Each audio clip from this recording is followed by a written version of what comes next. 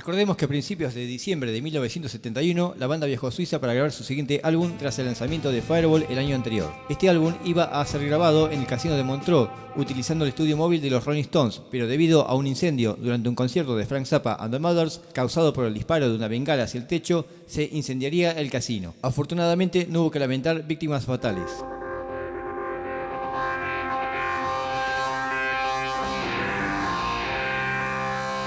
El álbum se grabaría más tarde en los pasillos del cercano Grand Hotel, que en ese momento se encontraba vacío. Las sesiones de grabación fueron registradas desde el 6 hasta el 21 de diciembre de 1971. Como no encontraban un lugar apropiado, debieron ubicar sus equipos y batería en un cruce de pasillos del hotel a modo de estudio improvisado.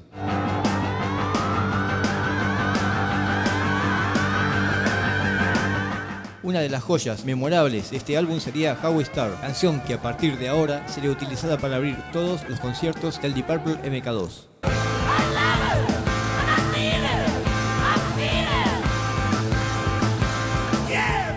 How We Start se transformaría en una pieza inamovible en todos los conciertos de la historia de Deep Purple.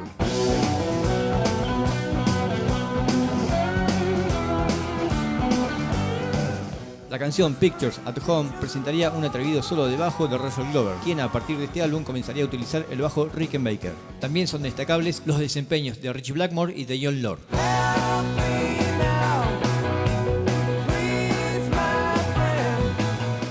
La enérgica canción Never Before, que contaba con grandes solos de Ritchie Blackmore y de Jon Lord, sería la elegida para ser editada como simple.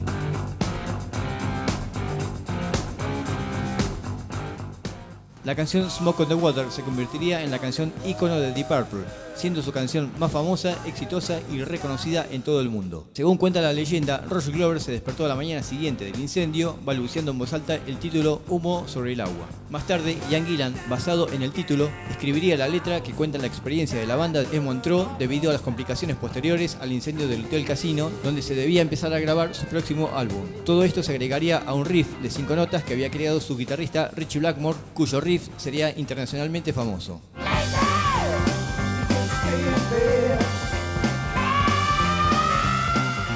Lazy sería otra de las nuevas canciones favoritas del público, en donde Jon Lord viajaría hacia el espacio exterior con su órgano Hammond, para aterrizar sobre un salvaje rock and roll a cargo de la guitarra sincopada de Ritchie Blackmore.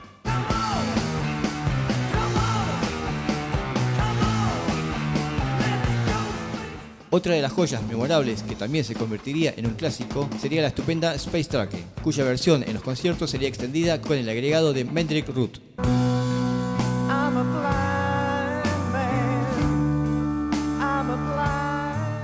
Además, la banda grabaría una excelente balada titulada When a Blind Mind Cries, que lamentablemente no sería incluida en el álbum.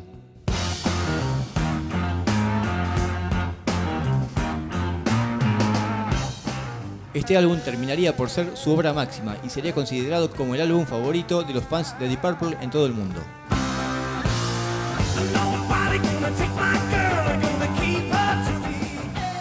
Este nuevo álbum se titularía Machine Head, sería lanzado a la venta en mayo de 1972, sería producido por Deep Purple y el ingeniero de grabación sería Martin Birch. Recordemos que ahora Deep Purple tenía su sello propio llamado Purple Records, que sería el encargado de lanzar este exitoso álbum en Europa, mientras que en Estados Unidos, Canadá y Japón sería editado por el sello Warner.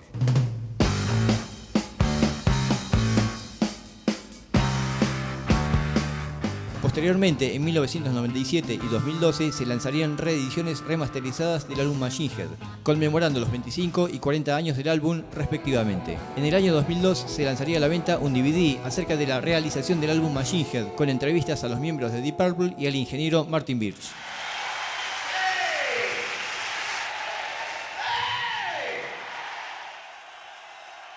A partir de enero, la banda comenzaría con extensas giras por Estados Unidos, Canadá y también Europa. La lista de temas para los conciertos se vería modificada por el agregado de canciones de Machine Head. La canción How We Start iniciaría los conciertos y se agregarían canciones como Smoke on the Water y Lace. La canción Space Trucking sería largamente extendida con el agregado de las improvisaciones de Mendrick Root, que a su vez incluirían el pasaje instrumental de la canción Fools. El material anterior, Strange Kind of Woman y The Mule conservarían su lugar en la lista de temas. Como bises, eventualmente agregarían la canción Fireball, con Ian Pace agregando otro bombo de pie a su batería. Otros bises muy frecuentes serían el clásico Lucille y el viejo Speed King de su álbum In Rock. Las canciones Never Before y Maybe I'm in Leo en un principio habían sido agregadas a la lista de temas, pero más tarde serían retiradas de los conciertos.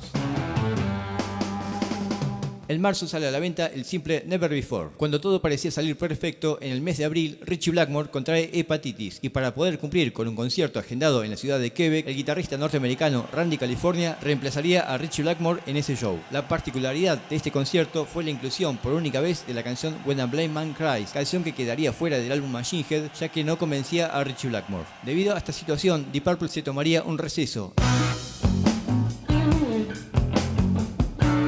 En el mes de mayo se editaría Machine Head en Gran Bretaña y llegaría al puesto número 1.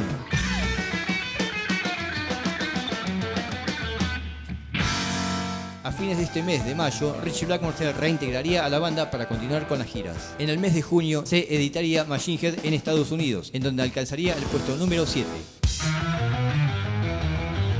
Luego de otra gira por Estados Unidos, a finales de julio, Deep Purple se instalaría en la ciudad de Roma, nuevamente con el estudio móvil de los Rolling Stones. Allí debían comenzar a trabajar en su siguiente álbum de estudio, pero lamentablemente reinaría la discordia en el seno del grupo. Las sesiones se tornarían muy difíciles de sobrellevar debido a cierto malestar entre los músicos, ya que comenzarían a notarse las diferencias personales entre Ian Gillan y Ritchie Blackmore. Si bien habían sido muy amigos en los comienzos del Deep Purple MK2, a partir de este tiempo dejarían de hablarse. En agosto la banda se embarcaría en su primera gira por Japón, ofreciendo conciertos durante los días 15, 16 y 17. Estos conciertos serían grabados para su primer álbum doble en vivo y serían calurosamente aclamados por el público japonés. Russell Glover describiría estas actuaciones como el punto más alto de su carrera. Al mes siguiente, en la mitad de una nueva gira por Estados Unidos, Ian Gillan manifiesta ante los managers su renuncia a la banda. Esta situación sería un balde de agua fría para la banda, pero el manager Tony Edwards lograría convencerlo finalmente para que continúe por un tiempo más. Las interminables giras prácticamente sin descanso eran realmente agotadoras y la banda venía sobrellevando esta situación no solo durante meses, sino desde los últimos 3 años que llevaban juntos. Esto provocó un gran desgaste psicofísico entre los miembros que impactaría negativamente en la relación de los músicos, especialmente entre Ritchie Blackmore y Ian Gillan.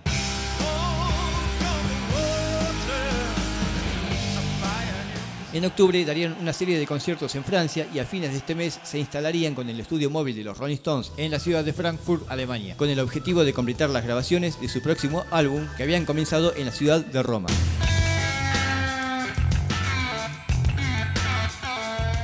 En lo que restaría de octubre de 1972, Deep Purple se vería sumamente ocupado tratando de completar el nuevo álbum que sucedería a Machine Head, mientras que durante noviembre y diciembre debería cumplir con extensas e interminables giras por Estados Unidos y Canadá. Pero esa es otra historia que continuará en el próximo capítulo. Si les gustó este video pueden comentar, darle like, compartir y suscribirse a El Tocadiscos de Aldo. Muchas gracias.